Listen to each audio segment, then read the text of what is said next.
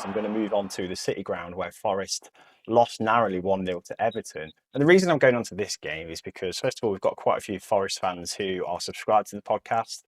And I'm really curious to see what you think of them and their performances of late. They're in poor form right now, but their performances aren't being rewarded on the pitch. But also, we've talked a lot about Everton lately after their points deduction, and a few people saying that maybe it's a blessing in disguise. I think that's a load of rubbish, to be fair. I think they were on the up end anyway, Everton, weren't they? But a narrow win for Everton nonetheless. But let's start with Forest, shall we? Steve Cooper is under pressure, I think, from what we hear. I don't know where from and who's saying this because it feels like it's outside sources saying that Steve Cooper's under pressure.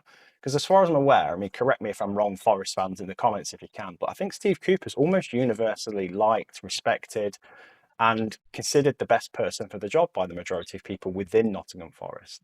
So why is he under pressure? Because again, they performed pretty well in this game, had the majority of the ball, but I think Taiwo Awoniyi's absence is so sorely missed, isn't it? They just needed to score.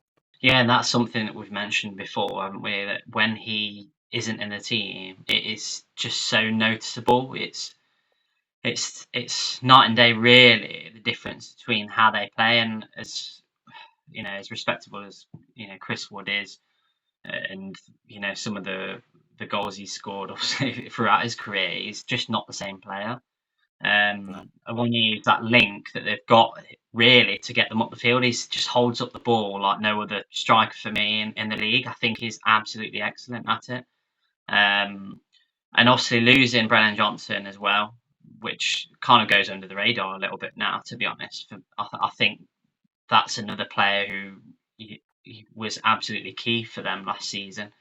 He obviously struck up a really good relationship with Gibbs White, Yeah. and that's something now that's missing. Gibbs White's kind of gone off the boil a little bit of late as well. But it's never easy when you've got so many injuries riddled throughout the team, which they've really struggled with throughout the season since the beginning of the season.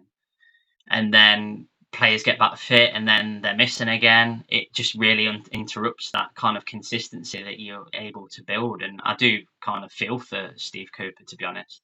And they brought in Yeah. a young player in Elanga who is shown glimpses. He's provided moments and he scored a couple of important goals, obviously, over the last month or two as well. But he's another player who's kind of a work in progress, really.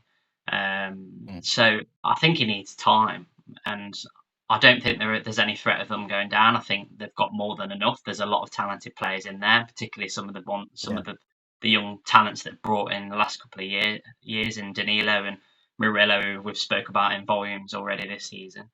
I'd be very surprised if they get rid of. Yeah. Well, I think that's the thing. They're so not comfortable, but I think the threat of relegation seems so unrealistic because they're only a couple of wins away from like 10th place, I think.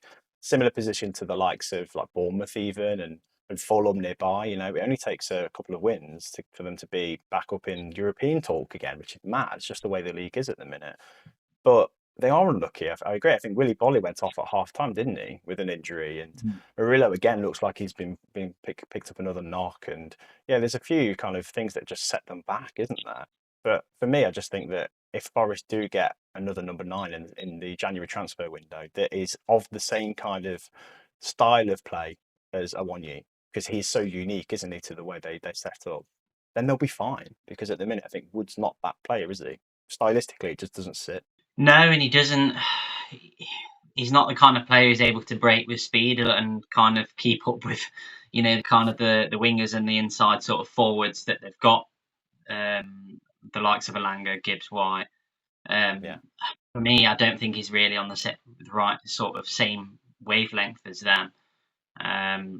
So, like you mentioned, I think they could do with getting somebody in, maybe even look at potentially bringing someone up, promoting someone from the academy if there's, that's a little bit sort of outside of my kind of knowledge. They might have a few Forest fans who, earmarked a few young talents who potentially make the step up. But I do feel like they do need somebody in there, just to give them a bit more of a threat and a cutting edge because they do seem to lack it when Awoniyi is not in the team.